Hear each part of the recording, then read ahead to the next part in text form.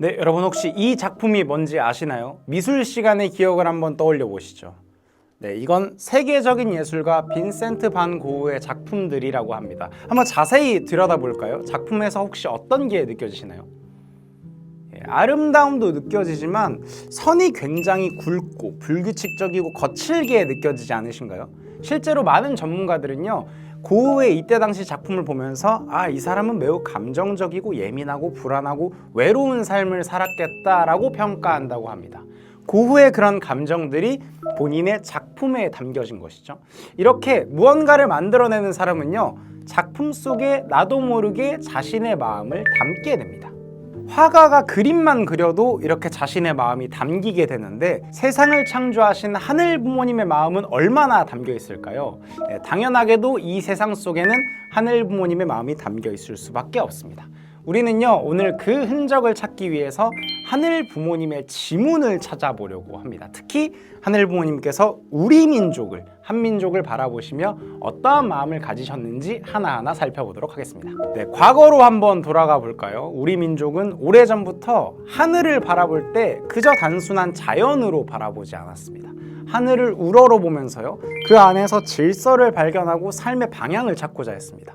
신라 시대에 세워진 동아시아 최고의 천문대인 첨성대라거나 조선 초기에 제작된 우리 민족의 대표적인 별 지도인 천상열차 분야지도, 또 조선시대의 천체의 움직임을 구현한 천문 관측기구인 혼천이, 이런 것들은요, 모두 하늘을 끝없이 바라보고 별을 바라보면서 그걸 관찰하는 과정에서 개발된 발명품이라고 합니다.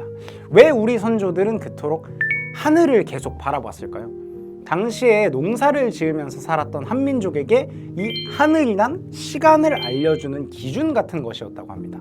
언제 해가 뜨고 언제 햇빛이 가장 강해서 농작물이 잘 자랄 수 있는가, 하늘을 봐야만 알 수 있었던 것이죠. 우리 조상님들은요, 당장 먹고 살기 위해서라도 하늘을 계속 바라보고 연구할 수밖에 없었습니다. 내일 비가 오진 않을까, 가뭄이 오진 않을까, 태풍이 불진 않을까 하면서 말이죠. 그렇게 하늘을 계속 바라보면서 연구를 하다 보니까 그 속에 보이지 않는 존재의 질서 같은 것이 있구나 라는 걸 느끼게 되었습니다. 비가 올 때쯤에는 구름들이 어떻게 움직이는지, 계절이 어떤 순서로 변하게 되는지, 여름엔 해가 더 오래 떠 있고 겨울엔 밤이 더 빨리 찾아오네, 이런 것들 말이죠. 이렇게 인간이 어떻게 할 수 없는 정해진 질서 같은 것이 있다는 걸 깨닫게 되었습니다. 그리고 그러한 깨달음의 과정들을 통해서 인간의 마음이 자연스럽게 하늘을 향하게 되었습니다. 하늘 부모님께서 만드신 작품인 이 자연을 바라보면서 하늘 부모님의 마음을 자연스럽게 떠올리게 된 것이죠. 그렇게 우리 선조들은요, 하늘을 바라보며 제사를 드리고 풍년에 감사하며 나라의 안녕을 기도하기도 했습니다. 어느샌가 하늘을 향한 마음에는 그냥 단순히 먹고 사는 문제를 넘어서 경외심, 감사의 마음, 이런 것들이 담긴 거죠. 첨성대, 천상열차 분야지도, 혼천이 같은 발명품은 먹고 사는 문제를 넘어서서 하늘을 바라보고 싶은 우리 민족의 본성의 흔적이다라고 볼 수 있겠습니다. 이것이 하늘 부모님께서 오랜 세월 우리 민족 안에 남겨두신 마음이라고 할 수 있겠습니다. 이렇게 하늘을 궁금해하고 떠올리는 마음 자체가 우리 민족에게 남겨두신 하늘 부모님의 지문이라고 할 수 있겠죠. 기록과 전파, 이 속에도 지문이 새겨져 있다고 하는데요. 세계 최초의 금속 활자본인 직지심체 요절, 세계 최고 수준의 목판 인쇄유산인 팔만대장경, 또 인류 역사상 가장 과학적인 문자로 평가받는 한글, 이런 것들이 바로 그것입니다. 이 세 가지의 공통점은 무엇일까요? 무언가를 기록으로 남기고 이걸 오래도록 남겨두고자 했던 마음이 담겨 있다는 것입니다.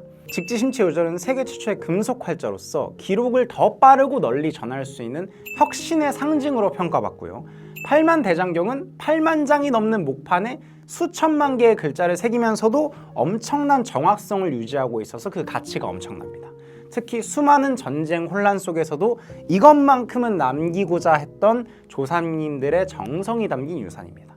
또 한글은요, 지식이나 진리 같은 것들이 계급과 상관없이 남녀노소 모두에게 전달되어야 된다라는 마음에서 생겨난 문자입니다. 이것들은 모두 진리를 감추지 않고 많은 사람들에게 전하고자 하셨던 하늘 부모님의 마음이 담긴 유산이라고 할 수 있겠습니다. 한민족은요, 이미 오래전부터 진리를 선포하기 위한 준비가 된 이들이었다라는 걸 보여주는 증거이기도 한 것이죠. 이 또한 하늘 부모님께서 우리 민족에게 남겨두신 지문입니다. 세 번째 지문은요, 백성을 사랑하는 마음 속에 새겨져 있다고 합니다. 비의 양을 잴 수 있는 추국이라던가 강물의 수위를 살피는 수표, 또 농민들의 실제 경험과 목소리를 담아낸 농사직설, 이 모든 것들에도 공통점이 있는데 이것은 바로 백성을 내 자식처럼 아끼는 마음에서 발명된 발명품이라는 것입니다. 이 모든 것들에는 농사를 짓는 백성들이 굶주리지 않고 고통스럽지 않았으면 하는 왕의 마음이 담겨져 있습니다. 백성을 향한 사랑, 부모의 심정, 이들을 책임지겠다라는 정신이 담겨 있다는 것이죠. 하늘 부모님께서 우리 민족에게 주신 백성을 사랑하는 마음은 오늘날 온 인류를 부모의 사랑으로 품어주시는 참 어머님의 사랑과도 같다고 할 수 있겠습니다. 이런 사랑의 심정을 우리 민족은 옛날부터 간직해 왔다는 것입니다. 이 또한 하늘 부모님께서 우리 민족에게 남겨두신 지문이라고 할 수 있겠습니다. 네 번째 지문은요, 깨끗하고 단정한 마음 속에 새겨져 있습니다.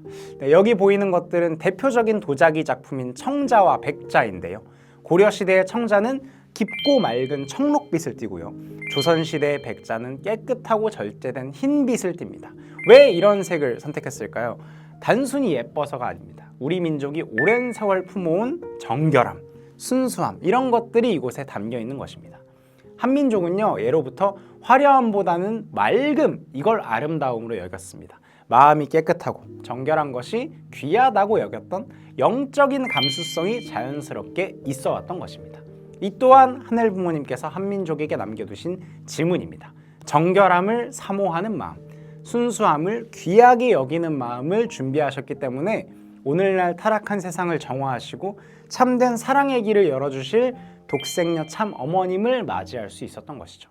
이렇게 지문과 흔적을 통해서 하늘 부모님께서 우리 민족에게 남겨두신 심정들이 어떤 것인가 한번 알아봤는데요.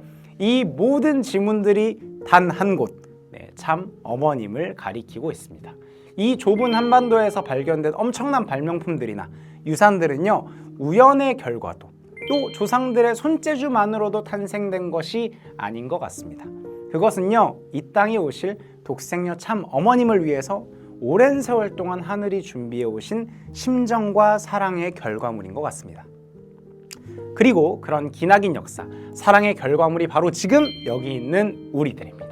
수천 년 동안 하늘 부모님께서 준비하고 기다려오신 독생녀 참 어머님과 함께 호흡하며 살아가고 있다는 것 자체가 얼마나 놀랍고 기쁜 일인가요? 과거의 조상들은 유물 속 지문으로만 어렴풋이 느꼈던 그 크고 크신 사랑을 참 어머님과 함께 살아가는 우리는 매 순간 온몸으로 느낄 수 있습니다. 그래서요, 큰 자부심과 기쁨을 가지셔도 좋을 것 같습니다. 하늘 부모님의 넘치는 사랑 안에서 참 부모님과 함께 매일매일 행복하고 당당한 하루를 보내는 우리가 되기를 바라며 마치겠습니다. 안녕!